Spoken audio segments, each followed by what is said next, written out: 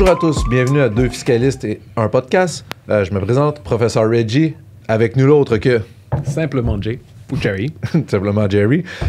Donc, aujourd'hui, premier épisode qui va s'attarder uniquement, si on peut dire, ou spécifiquement à l'origine de l'impôt, l'histoire de la fiscalité, l'histoire de l'impôt, avec notre invité, Monsieur Victor Laroucaire, juriste, professeur en fiscalité. Professeur en fiscalité à l'EGUQAM également. J'aurais envie de dire historien, mais je ne sais pas si c'est une appellation ou un titre quelconque. Non, je ne suis pas historien. Oui, historien en fiscalité, pas historien du tout, mais bref, un grand connaisseur de l'histoire de la fiscalité. Et question de commencer avec le début. Aujourd'hui, tu nous amènes où dans l'histoire? Au tout début. Un peu du tout début et un peu... Le Big Bang. Exactement. C'est comment apparaît l'impôt. C'est quoi le mécanisme de transformation et c'est quoi son origine. Ça va être intéressant. On l'espère. Donc, sur l'origine de l'impôt, il y a deux thèses. Je vais commencer par la première, qui est la plus courante et la plus connue. C'est de dire que l'impôt, c'est la rationalisation du pillage. Rationalisation du pillage. Donc, on Oui. a... Je savais que l'impôt, c'était du vol. Continuons. On en a parlé au premier épisode. Ce n'est pas du vol, s'il te plaît. Mais ça provient du vol. Une des thèses veut dire que ça provient du vol. Une des têtes hautes que tu vas faire plaisir à une bonne partie des auditeurs. Il faut attendre la fin. Donc, pour se représenter ça, en fait, c'est une chose assez simple. Réginald, imagine-toi, tu es à peu près en moins 9000 avant Jésus-Christ, en Mésopotamie. Ah, En Mésopotamie, à peu près la région de l'Irak actuelle, OK. dans ce coin-là. Et toi, tu n'as pas trop la main verte. L'agriculture, c'est pas trop ton truc. Ton truc, c'est que tu es plutôt costaud, et donc tu vis en pillant des villages. Tout à fait. Qu'est-ce qui se passe aujourd'hui? Continue. Et donc, tu fais ton pillage là, et à un moment, t'as Gérard, ton collègue, qui te dit « Eh, j'ai une idée. Peut-être que plutôt que de piller les gens et de tuer tout le monde et de raser tout, on pourrait juste en tuer quelques-uns, voler une partie, et peut-être revenir l'année d'après. Peut-être revenir de temps en temps. Rationalise Parce que, le pillage. en fait, c'est quand même plus intéressant, quand même. Il y a moyen de se faire de l'argent dans cette Il y a histoire-là. un business model là-dedans. Il y a un business model. Et donc, tu continues un peu comme ça ta petite entreprise de pillage, mais de pillage du coup limité. Pillage organisé. Exactement, limité. Tu tues pas tout le monde, tu tues peut-être juste les personnes âgées, histoire de même d'augmenter la productivité. Je comprends. Sauf qu'un jour, tu passes dans le village que tu avais prévu de racketter, sauf que quelqu'un est passé avant toi. Et là, tu te fais... Ou encore, autre solution, ce coup-ci, ils t'ont attendu. Ils ont commencé à se fabriquer des petites fourches, et ils t'ont attendu, ils ont dit, ils ont commencé à se rebeller. Donc tu dis, il y a peut-être... Faut revoir le... Ouais, puis Gérard se fait un peu vieux, il se dit, ah là là, quand même, le fait de crapahuter à chaque fois pour piller les gens, c'est un peu fatigant. Crapahuté. Donc, je pourrais simplement peut-être laisser quelques gars dans le coin, gérer le village, et récolter périodiquement des sommes. Et donc, en fait, c'est comme ça que naissent en fait les premières cités et en fait les premiers impôts.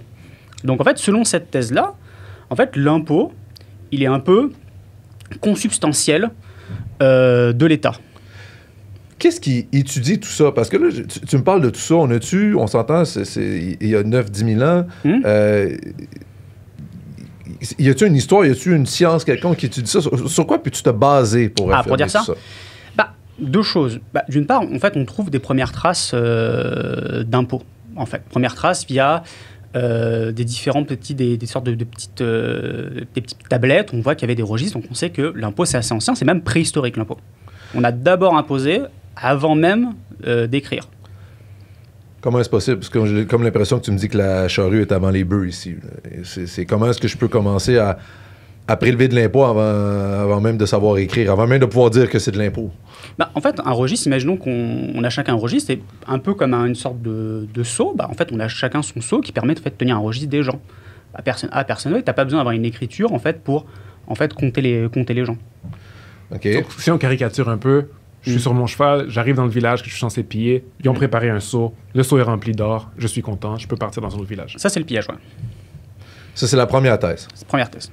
On va revenir sur comment expliquer, mais juste savoir la deuxième thèse avant, peut-être qu'elle va expliquer certains éléments que... La deuxième thèse, elle est plus récente et en fait, elle nous vient notamment des apports de l'anthropologie sociale. Anthropologie. L'anthropologie, donc c'est l'étude de l'homme et notamment l'étude en fait de différentes peuplades pour voir est-ce qu'il n'y aurait pas une sorte de fond commun à l'humanité. OK. Et notamment, ça a notamment été fait en étudiant notamment des tribus en Mélanésie ou même des autochtones du Canada. Par exemple, on a essayé de voir est-ce qu'il n'y aurait pas un fond commun.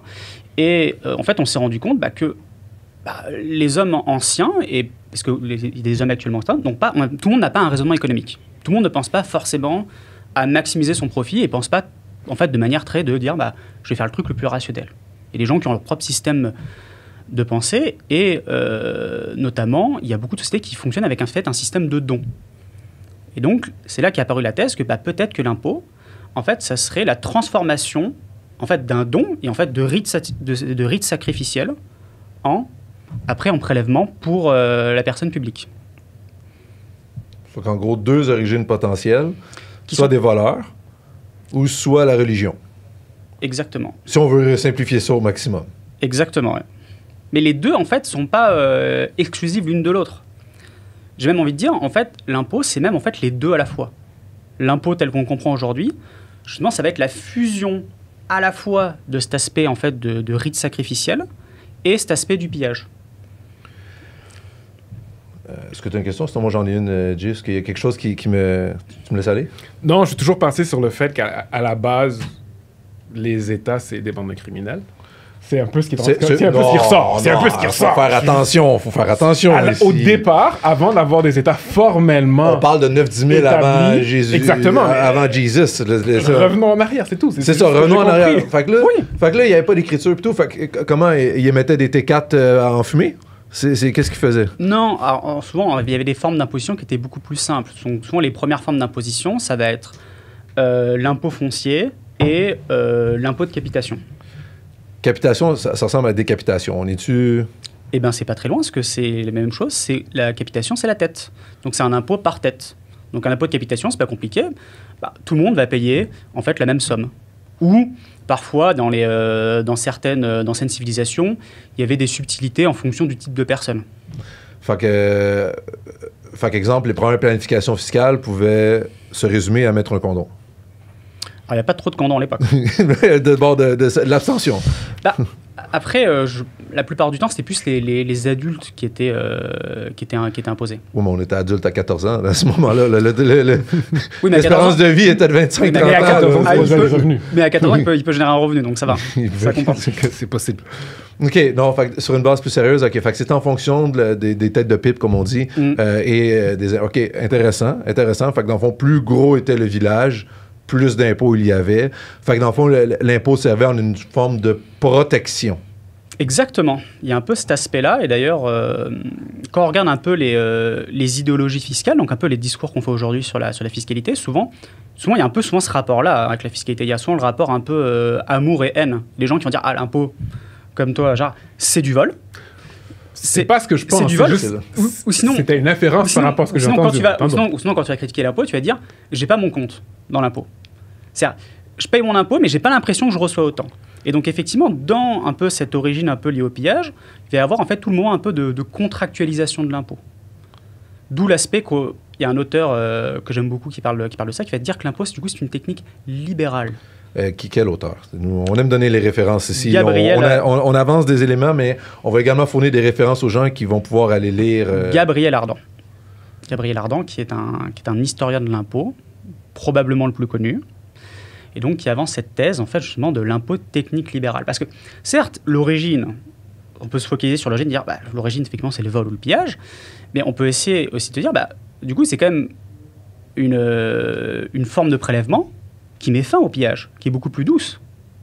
Ultimement, c'est une manière de s'organiser puis se protéger contre les criminels. Exactement. Oui, C'est une manière, c'est en une les manière- payant. Non, mais pas juste ça, parce que si je veux me protéger contre les criminels, je transfère de l'argent à une organisation qui va avoir une milice pour me protéger, puis qui va créer des routes. Le crédit des Russes peut servir par après. Mais oui, quand on regarde l'origine, rapidement, parce que je veux pas qu'on rentre tout de suite dans l'histoire du Canada, mais comment est apparu l'impôt en 1917, c'était l'impôt de guerre. Tout à fait. L'impôt sur, la loi, c'est quoi? C'était l'impôt sur les mesures de guerre. Ouais. Fait que c'était pour se protéger. Donc, en fait, l'impôt... J'aime ton origine. J'avais jamais fait nécessairement le lien entre le fait que l'origine de l'impôt, évidemment, c'était pour se protéger puis tout. Je trouve que ça donne un sens très large à l'impôt. Donc, dans le fond, continue. Il y a certains liens qui se font dans ma tête, mais je veux bien formuler mes propos. Et donc, je vais peut-être revenir sur l'aspect de comment on a découvert ça. Parce que certes, quand on fait de l'histoire aussi ancienne, on fonctionne souvent en fait, avec des modèles un peu théoriques. Donc, comme je l'ai un peu remis, ce raisonnement-là, il se fait en fait, il part du principe que l'impôt comme pillage, que les gens de l'ancien temps, au final, ils pensaient un peu comme nous. Ils avaient à peu près le même raisonnement que nous.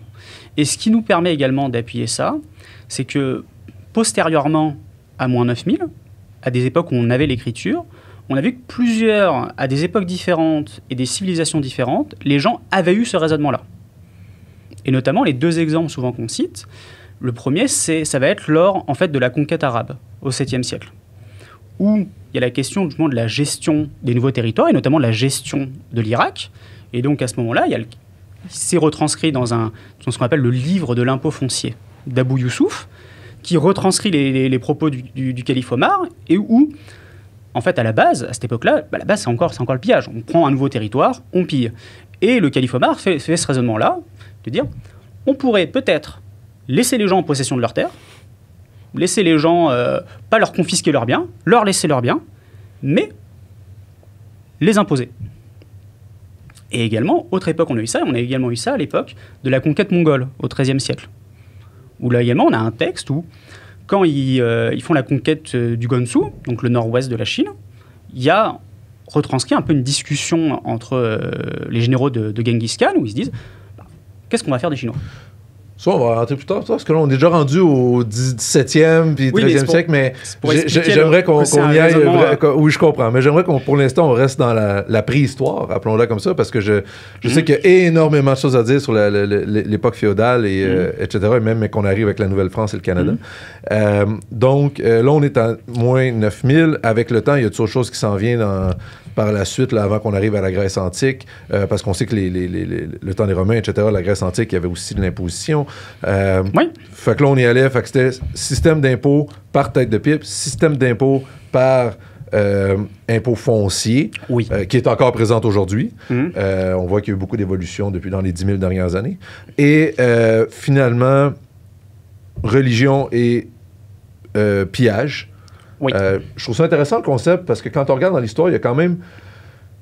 Je vais essayer de formuler ça adéquatement. T'es pas obligé. Quand on regarde l'histoire, il y a quand même plusieurs organisations privées qui se sont formées et qui faisaient payer les marchands pour de la protection. Donc, en fait, c'est simplement un système fiscal qui se met en place. Quand on regarde ça. J'ai déjà fait des propos incendiaires, c'est bon. Mais j'aime bien, en fait, la convergence du pillage, puis le don, le concept de qu'est-ce qui a fait qu'est-ce qui a fait ou qu'est-ce qui a encouragé, en fait, le changement vers le simple pillage ou vers don de Dieu contre un système plutôt fiscal? Pour ce qui est du pillage, c'est vraiment l'aspect très de rationalisation. C'est qu'en fait, c'est plus efficace, c'est plus simple et ça rapporte plus. Et en plus, il y a un peu souvent avec ça, en fait, une thèse qu'on va qualifier un peu d'évolutionniste. C'est que l'avantage de l'impôt, c'est qu'une fois que tu as de l'impôt, du coup, tu as un État qui est fort, parce que tu peux acheter une armée. Et donc, un État qui a une armée, c'est un État qui, du coup, peut se protéger. Donc, c'est un État qui perdure dans le temps. Donc, certes, il y aurait une sorte de convergence un peu évolutionniste vers l'impôt, parce que l'impôt, ça permet aux civilisations de se maintenir. Donc, c'est le premier avantage. Pour ce qui est du don, comment on est passé sur l'impôt, là, c'est quelque chose qui est beaucoup plus subtil. C'est un truc de processus. Déjà, pour revenir sur le don, en fait, ça part sur le principe que la plupart des civilisations anciennes, qui sont pré-chrétiennes, elles ont en fait une sorte de conception un peu d'une dette en commun, une sorte de sacralité diffuse.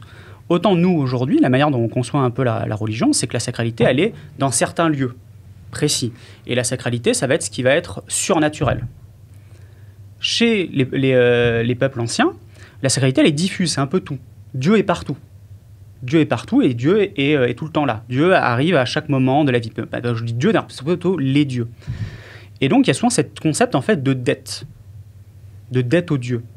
Et en fait, là, le don au Dieu, c'est, en fait, qu'est-ce qu'on va faire, en fait, du coup, du surplus économique? En fait, on va le rendre au Dieu. Ça va permettre de désacraliser la chose. Notamment, il y a beaucoup, en fait, de rites à cette époque-là, pour utiliser les produits de l'agriculture. On ne peut pas parce que c'est sacré. C'est Dieu qui fait pousser. C'est les dieux qui font pousser le blé. Donc, je vais, brûler une partie, donner une partie au Dieu pour le désacraliser, faire « Ah, c'est bon, j'ai rendu à Dieu une partie, et du coup, je peux prendre, moi, la partie qui me revient. » Et en plus, derrière de ça, souvent, dans les systèmes de dons, il y a en fait une sorte de notion de contre-don. Donc, il y a d'une part je désacralise, je rends à Dieu, et j'ai aussi l'espoir que, du coup, Dieu me redonne plus derrière. Donc, une sorte de circulation. Qu'est-ce qui a converti ça en impôt plus formel Parce que là, on s'entend, on parle de brûler des ressources. Donc L'homme a converti ça. L'homme a dit, si je mets en place un système et que ce don, plutôt que d'être brûlé, m'est remis, moi, je vais te protéger, je vais construire tes routes. C'est comme ça que je le vois. L'homme étant ce qu'il est, et l'homme, j'inclus la femme ici, l'homme étant ce qu'il est, l'humain étant ce qu'il est, justement, ma thèse. C'est le changement de la sacralité. On est passé d'une sacralité qui est très diffuse, un peu de partout dans la nature, où d'un coup, la sacralité, c'est qui? C'est le prêtre. Donc, il n'y a pas besoin de brûler. Hein. Le prêtre va dire, juste donne-moi, moi je m'occupe. Hein. C'est moi. Arrête, tu me donnes d'autres propos incendiaires. C'est moi qui suis en communication. Pose ça à mon temple. Pose ça au temple de Zeus. C'est bon. Pose ça ici, je m'en occupe. Pose ça ici. Et vu qu'en fait, à la fois, la religion, la sacralité est territorialisée, c'est également du coup des institutions religieuses qui vont redonner. Parce qu'il y a toujours un jeu de... C'est là où on arrête de brûler, parce qu'au bout d'un moment, il y a un jeu de solidarité qui se met en place. Parce qu'en fait, le don appelle toujours un contre-don.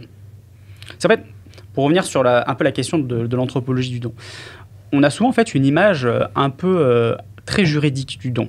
C'est-à-dire que le don, c'est je te donne quelque chose et tu n'as pas d'obligation de me rendre quoi que ce soit. Légalement parlant, c'est vrai, je peux pas aller devant le juge pour te demander quelque chose. Mais sociologiquement parlant, en fait, le don va appeler un contre-don. Souvent, c'est comme ça quand on s'échange des cadeaux de Noël. On le voit aussi juste avec les influenceurs qui vont sur les réseaux sociaux puis qui font des dons à tout le monde, puis on donne ça pour inspirer, mais en fait, c'est que ça donne plus de followers, ça donne plus de notoriété, plus de visibilité et indirectement plus de cash. T'es en train de les comparer à des prêtres? Ce n'est pas ce que j'ai dit. Ce n'est pas du tout ce que j'ai dit. Ce que j'ai dit, c'est qu'il parlait de la nature des dons, que normalement, c'est sans contrepartie, selon le Code civil, c'est sans contrepartie, mais qu'en fait, implicitement, on veut avoir les faveurs de nos dieux ou de notre Dieu. Puis maintenant, les dons, on veut pas, sont même réglementés dans la loi de l'impôt, que c'est sans contrepartie, mais ça reste que maintenant, les gens utilisent quand même la voie des dons pour acquérir une certaine notoriété. On pourrait faire un épisode complet sur les dons, quand on rentre dans les dons de territoire, dons de mécènes, dons d'œuvres d'art, etc.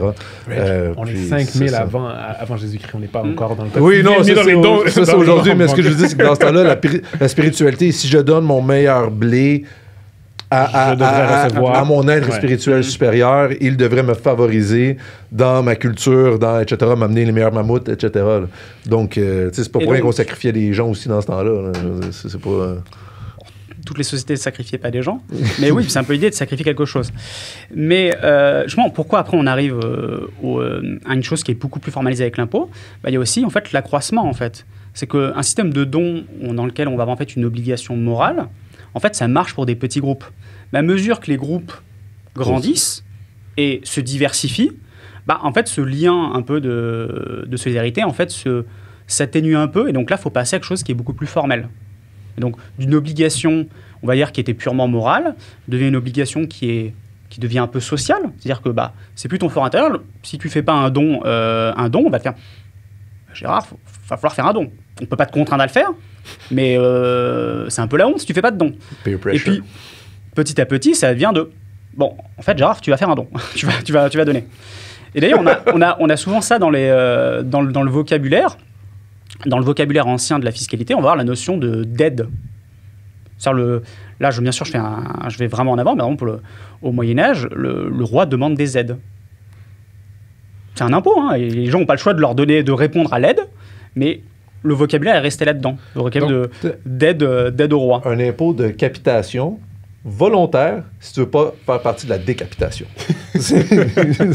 Simplement, en fait, être exclu de la société, parce que souvent, il y a un peu cet aspect, au début, d'un peu de pression sociale. C'est que si tu participes pas au don, et puis il faut pas oublier qu'il y a cet aspect un peu de don et en fait de contre-don, et qu'il y a un côté socialement qui peut être un peu humiliant. C'est que si tu redonnes pas ce qu'on t'a donné, c'est par exemple, si tu redonnes pas ce que t'a donné ton seigneur, eh ben, il y a un côté un peu humiliant. C'est ça que pour revenir un peu sur les deux thèses, faudrait pas voir en fait une thèse qui est très positive avec le don, un côté un peu sympa. Appelons-le le don au Dieu. La thèse du don au Dieu. Qui serait en fait une thèse qui serait plus sympathique, et le pillage qui serait un peu négatif.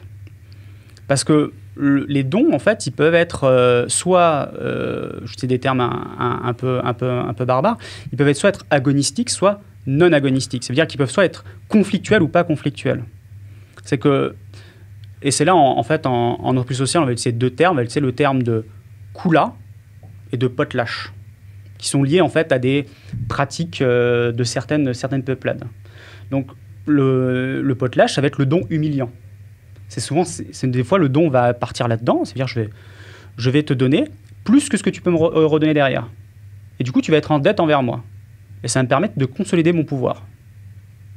Parce que tu ne vas pas pouvoir me rendre ce que je t'ai donné. Mais ça, c'est pas un don, ça, c'est une dette. Parce qu'on vient de dire que le don, c'est sans contrepartie. Juridiquement, mais en fait, tu crées toujours une dette. Et ça, à la base, ça répond à une dette. Ça fait une sorte de jeu de une don. Dette d'honneur, disons. Exactement. C'est exactement ça.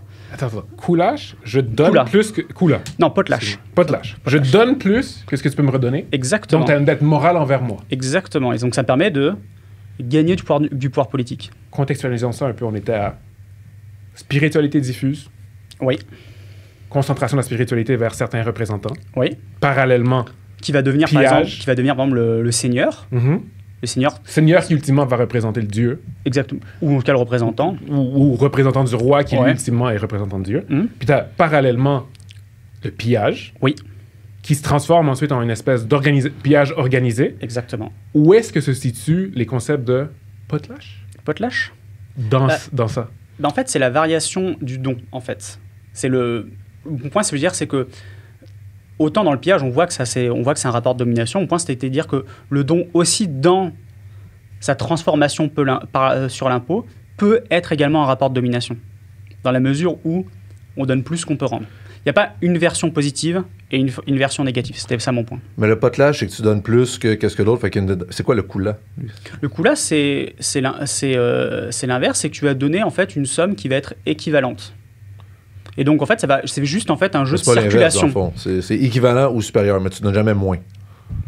En fait, il faut toujours prendre les deux personnes. Donc, c'est toujours... parce que si je donne moins, du coup, c'est moi qui suis en dette. C'est toi l'autre qui a fait le potlatch. Exactement. Donc, en fait, on va se donner en fait, à peu près la même somme. En fait, on va juste se créer un rapport de solidarité. Et en fait, on va s'échanger. Donc, en fait, c'est un peu une sorte de rituel qui permet de consolider la société. C'est quand même pas pire. Il y a 5-6 000 ans. 5-6 000 ans. Ça, on était à moins 9 000, on est rendu à moins 5-6 000. Le kula et le potlatch, c'est des choses qui étaient pratiquées il n'y a pas si longtemps que ça encore. Par exemple, le potlatch, le terme vient d'Autochtones, de la côte ouest du Canada. Et c'est devenu après un concept anthropologique. Et le kula, c'était milieu du XXe siècle, et c'était ce qui était pratiqué par des Mélanésiens. Est-ce que c'est possible que les deux thèses s'appliquaient que tout dépendant dans le monde, peut-être que dans certains endroits sur la Terre, c'était les dons aux dieux, tandis que dans d'autres, c'était plus le pillage, puis qu'ultimement, avec le temps, les deux se sont peut-être rencontrés, puis ont fait comme, c'est quoi? Complètement, et c'est ce qu'on verra après dans le prochain podcast sur les Grecs, où les Grecs, en fait, il y a les deux. Et j'ai même envie de dire que nous, dans notre conception qu'on a en Occident, en fait, on a les deux. Et en fait, c'est quand qu'il y a cette fusion, c'est que souvent, on va avoir en fait le pillage qui va être réservé en fait aux groupes qui vont être externes à la communauté. Il y a la communauté qui est forte, et ceux qui vont subir un peu cette conception un peu de l'impôt pillage, ça va être des groupes marginalisés, les gens à l'extérieur de la communauté. Et ceux qui vont avoir cet impôt don, ça va être les gens à l'intérieur de la communauté. Et en fait, à mesure qu'on passe de petites cités à des États plus grands, ce qui était à l'extérieur devient à l'intérieur. Et du coup, les deux régimes fiscaux, ont tendance à se mêler. On n'est plus vraiment simplement sur un rapport un peu de pillage, donc avec une notion de contrepartie, mais on n'est plus non plus que sur un acte de solidarité. On est un peu sur une chose intermédiaire. Et en fait, on retrouve ça un peu aujourd'hui. Il y a un peu cette dialectique-là entre l'impôt, c'est à la fois quelque chose qui va être très, très contractuel. Ça, c'est la notion du pillage. C'est-à-dire que je me fais piller, mais j'ai la protection en échange. Et cet aspect, un peu, c'est également un acte de solidarité. C'est un acte qui manifeste notre appartenance à la communauté. En fait, je devrais dire, chez certaines personnes ou certains courants sociaux, peu importe, certains individus, en fait, même, si on va plus loin, il peut y avoir des perspectives différentes par individu. Puis, même aujourd'hui, là, on le ressent, tout le monde le ressent différemment et ça va varier selon les époques. Et selon les mœurs, etc. J'ai hâte qu'on arrive. Je pense que ça va être intéressant de voir l'évolution. Là, on est quand même à 5 à 9 000 before Christ, avant Jésus-Christ, puis on sait où est-ce qu'on s'en va avec ça, puis on a beaucoup, on a plusieurs épisodes de prévus pour se rendre jusqu'en 2024. Mais OK, est-ce qu'il y a autre chose que tu aimerais aborder relativement à cette époque? Je vais apporter ce que je disais, ce qui va plaire à Gérard, la question de l'impôt technique libéral. Pourquoi on dit que c'est une technique libérale? Parce que c'est le Parti libéral qui l'a lancé. Alors, pas par rapport à ça. OK, c'est bon. Et surtout, petit aparté, l'impôt au Canada commence pas en 17, ça commence bien avant ça. On va revenir ça à un autre moment. Puis on pourra voir quel parti l'a lancé. C'est que il y a cet aspect de pillage, mais petit à petit, il y a une sorte un peu de retournement entre les gouvernants et les gouvernés. Et en fait, aujourd'hui, il y a ce qu'on appelle le principe de la gouvernementalité. C'est-à-dire que, autant à une époque, le seigneur, il gouverne pour lui-même. Autant aujourd'hui, au moins en principe, les gouvernants gouvernent pour les gouvernés. Et donc, il y a souvent, une sorte de notion un peu de retournement, on va dire, le principe ici. Du pouvoir. C'est un mot important. En principe, oui, en principe. Ils sont pour les gouverner. C'est bon. Il faut les élire. Exactement. Et souvent, on va dire, selon cette thèse, qui est très économique, cette thèse que ça bat sur ça. D'une part, la nature de l'impôt va être liée aux conditions économiques. C'est-à-dire que comment un tel impôt dans telle société va être lié à son développement économique. On est sur une société agricole, on va avoir un impôt foncier. On est sur une société capitaliste, on va en avoir un impôt sur le capital. Ainsi de suite. Mais par contre, la répartition de l'impôt va être liée au rapport de force. Et même encore aujourd'hui, il y a des gens qui analysent l'impôt comme ça. C'est-à-dire que la distribution du fardeau fiscal, elle va varier dans le temps en fonction du rapport de force entre les différentes classes sociales. Donc à mesure que les classes populaires se renforcent, deviennent de plus en plus menaçantes pour les classes privilégiées, elles peuvent du coup transférer le fardeau fiscal vers les riches et inversement. Et répète ça, s'il vous plaît. En fait, répéter la dernière partie, s'il vous plaît. Pour que répartition du fardeau fiscal, elle va varier en fonction du rapport de force entre les différentes classes de la société. Fait qu'en fait, ceux qui se sont fait piller, finalement, commencent à prendre des forces et à dire, écoute, tu nous payes, tu nous prends de l'argent pour la protection, mais on veut que tu construises aussi des murs, on veut que tu construises des... Oui, on commence à mettre un peu plus de pression. C'est qu'en fait, on est nombreux et il y a cet aspect de... là, techniquement, demain, on pourrait se rebeller. Puis élire quelqu'un d'autre. On est tous perdants. Si on se rebelle, on va perdre des gars, vous allez perdre. Donc on pourrait simplement renégocier. Vous allez nous transférer plus d'impôts. Vous allez nous payer. Ou vous allez bâtir plus de choses, plus de vous allez faire plus de services ou moins cher. OK. Par exemple, une des thèses qui permet d'expliquer le fait que le fardeau fiscal, le système fiscal globalement dans le monde a eu tendance à être un peu plus inégalitaire à partir des années 90. Une des thèses, c'est de dire, c'est les changements économiques, les crises pétrolières qui ont fait ça. En fait, une autre thèse est de dire, c'est la chute de l'URSS. C'est qu'autant avant, les gouvernants avaient toujours peur qu'il y ait une révolution communiste. Et donc, il fallait avoir un système fiscal qui était plus progressif, plus généreux, parce qu'il y a toujours la peur que les gens pauvres se rebellent et mettent fin au régime actuel. Et depuis qu'il n'y a plus en fait, le spectre du communisme, eh ben, le rapport de force a un peu changé. Une des thèses permet d'expliquer ça. Et maintenant, est-ce que tu veux qu'on crée de la bisbille? Et maintenant est apparu un parti politique. Non, je pas. Je n'irai pas là. Mais on pourrait très bien rentrer là-dedans. Non. On va rester à la préhistoire. En temps et lieu, j'aimerais au moins qu'on se rende à plus que 3 épisodes avant de se faire cancel. Fait que j'aimerais mieux qu'on... On va laisser l'aspect politique hors du podcast pour l'instant. Continue. Eh bien... est-ce que vous avez des questions pour moi à ce stade? Ah là, non, je suis juste... j'essaie de voir encore là, j'essaie de voir le fonctionnement, plus l'aspect technique. Ce que je comprends, l'aspect philosophique, tu sais, c'est des thèses, puis on peut en discuter parce qu'on pourrait facilement faire un autre 23 heures sur les thèses, etc., puis on va y aller en temps et lieu, mais c'est vraiment sur l'aspect technique. L'aspect technique, dans comment est-ce qu'on faisait historiquement, est-ce qu'on pouvait cacher du monde? Je pense planification fiscale. OK, pensons planification fiscale. Planification fiscale. Par tête de pipe. Allons-y, Jerry, on est à moins 6 000. Toi, t'es notre pilleur. Oui. OK? Nous, qu'est-ce qu'on fait pour sauver de l'impôt en moins 6 000? On n'a pas d'écriture, on n'a pas rien. Puis, écoute, on a des têtes de pipe, puis on a déjà... D'ailleurs, comment est-ce qu'ils faisaient pour... Je veux dire, il n'y avait pas de cadastre dans ce temps-là, là. Non. Fait comment ils faisaient pour avoir un impôt sur l'impôt foncier, un impôt foncier dans 6 000 avant? Eh bien, soit c'était de manière assez brute, hein, c'est que c'était une estimation un peu, soit même c'était simplement déclaratif. C'est comme je trace une ligne dans le sable, puis c'est comme ça, c'est mon terrain, puis OK, on va y aller. Non, ou sinon ça va être plutôt basé sur en fait le rendement agricole. Ça n'a pas de temps sur le truc, c'est que de temps en temps il y a quelqu'un qui passe qui fait c'était quoi le montant de la récolte, tel montant. Du coup, ça va être un pourcentage de la récolte. Donc là, bien sûr, il y a...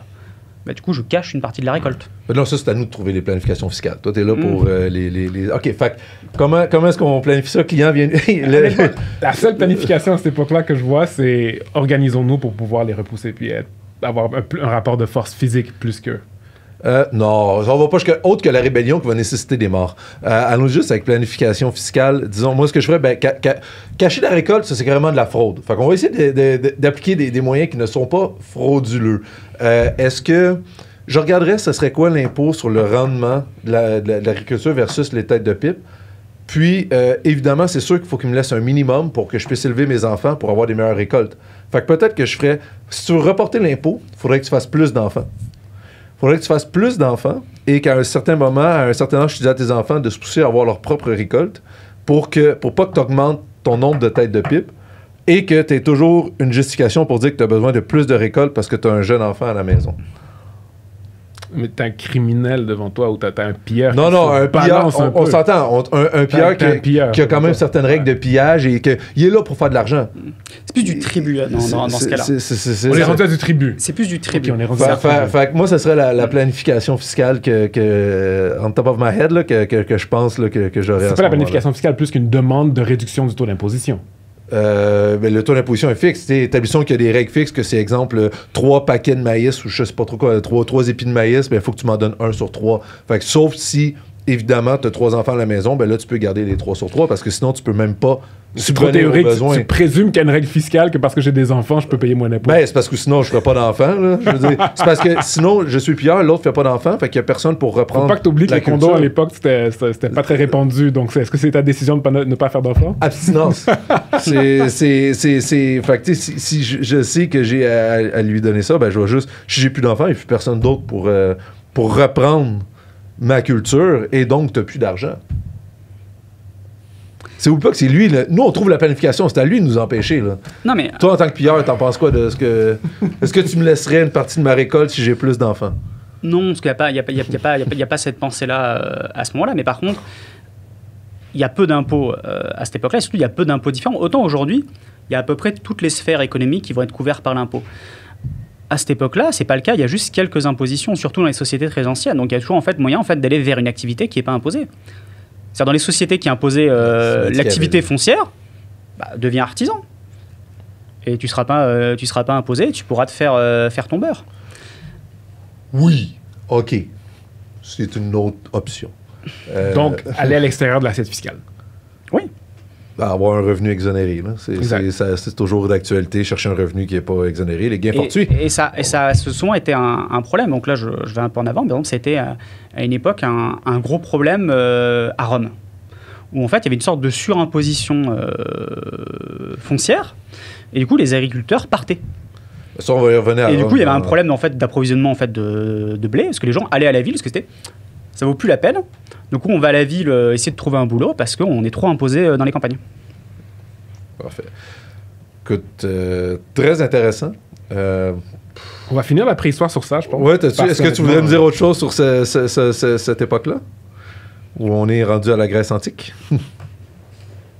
Je pense qu'on va... oui. Oui. Vas-y, t'as autre chose à dire? Ou...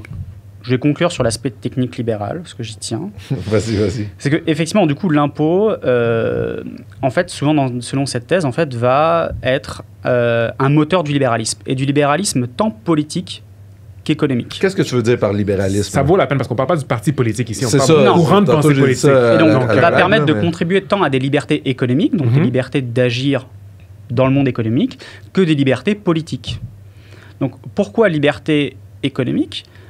Parce que l'impôt, en fait, va se substituer en fait, à des méthodes qui sont beaucoup plus contraignantes. D'une part, comme on a dit, le tribut, le pillage, mais également, souvent, ce qu'on avait avant ça, c'était les corvées, les services personnels. Et donc, l'impôt va venir dire, attends, plutôt que de un mois par an venir travailler chez moi ou venir construire la route, fais ce que tu veux, sois libre d'exercer le métier pour lequel tu es le plus doué. La seule contrepartie, c'est que tu vas me donner un peu d'argent. Mais il n'y a pas d'argent, 5 000 avant... Non, une partie... Les monnaies, c'est très ancien. Mais ou sinon, une partie de ta récolte. Et donc, il y a cet aspect ça va permettre un développement économique. Et également, libéralisation politique, dans la mesure où, en fait, l'impôt va imposer en fait, une sorte un peu de rapport. C'est qui dit impôt, qui dit administration, et qui dit faut discuter avec le contribuable. Et donc, il faut chercher... Un impôt nécessite d'une certaine manière une forme de, je vais te mettre des guillemets, de sorte de consentement du contribuable, parce qu'il faut sa participation, il faut qu'il joue un peu le jeu. Parce que sinon, c'est pas efficace. S'il faut à chaque fois, faut brûler le pied d'une personne pour avoir sa déclaration, c'est pas possible. Donc ça nécessite un jeu de négociation, et donc ça donne du pouvoir politique à la personne. Et donc c'est à la fois un facteur de libéralisation politique et économique. Donc impôt technique libérale. Non, j'ai rien contre cette... Mais ce que je trouve intéressant, c'est qu'on parle déjà, à cette époque-là, de spécialisation un peu des professions. On pourrait probablement montrer un peu, mais je pense pas que c'est l'impôt qui a mené à la spécialisation des professions, est plutôt une conséquence d'eux. Tu peux me corriger si j'ai tort. Non, c'est que là, je parlais plus du mouvement général, du mouvement d'évolution très général de l'impôt. Parfait. Je te laisse le mot de la fin. On va conclure sur ça. Honnêtement, extrêmement intéressant de comprendre comment est-ce que c'est arrivé l'impôt. Prochain épisode qu'on va faire sur l'histoire, on va rentrer dans l'impôt à la Grèce antique. Oui, là, on va être à moins 500-600 avant Exactement. Jésus-Christ, je crois. À peu près. C'est quand même un bond de plusieurs milliers d'années. On va voir comment ça se passait à la Grèce antique. Merci beaucoup, Victor. Personnellement, j'ai trouvé ça super intéressant. Puis c'est important aussi de dire qu'on ne sait pas ce que Victor va nous dire. Fait qu'on n'est pas, c'est pas stagé que wow, c'est intéressant, je savais pas, non. Fait qu'on apprend en même temps que vous. Puis, écoute, bien hâte de voir le prochain épisode, comment ça va se développer cet impôt pour arriver où ce qu'on en est aujourd'hui. Je crois que plus ça va aller, plus qu'on va avoir de débats sur les perceptions qu'on a de l'impôt. Puis ça va être d'autant plus technique que plus c'est récent, plus on a d'éléments sur la technique. Merci Victor, à la prochaine fois. Très bien.